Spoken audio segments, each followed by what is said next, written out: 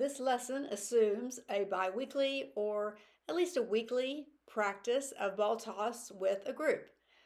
So now get ready to add a second verse.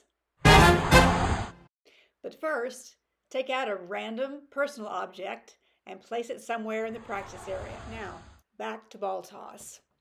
Once everybody's agreed on an additional phrase, practice that a few times. Be sure that everybody's got it down solid.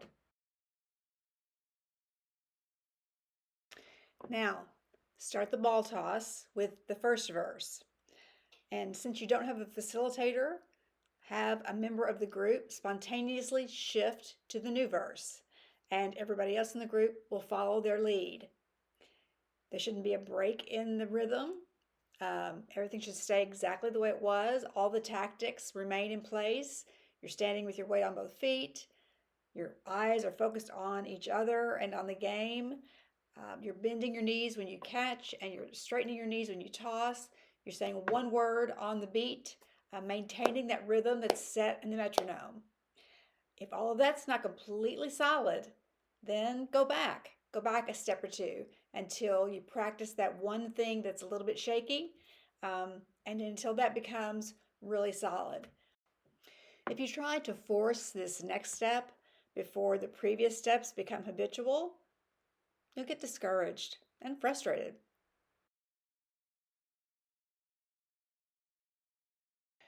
But when all that flows, you're ready to increase the cognitive load and add the second verse. To start with, I would complete the entire verse or phrase before spontaneously shifting to the second one. So one word at a time, one toss at a time, an entire verse is being said and passed around as the ball goes around. Then someone in the group spontaneously will shift and add the second verse. They'll start the second verse, one word at a time, one toss at a time. They're going to complete that verse totally. Now, once that shift from one verse to another starts to flow, you can let that concentration shift happen whenever the spirit moves. It may be in the middle of the phrase, it may be at the end of the phrase, it may be after a couple of words of a phrase. The point is, remain flexible and spontaneous.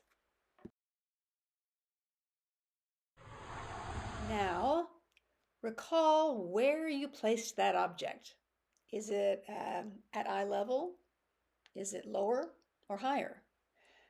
How far away is it? Could you maintain your gaze at eye level while moving to the object? What do you remember about how the object felt in your hand?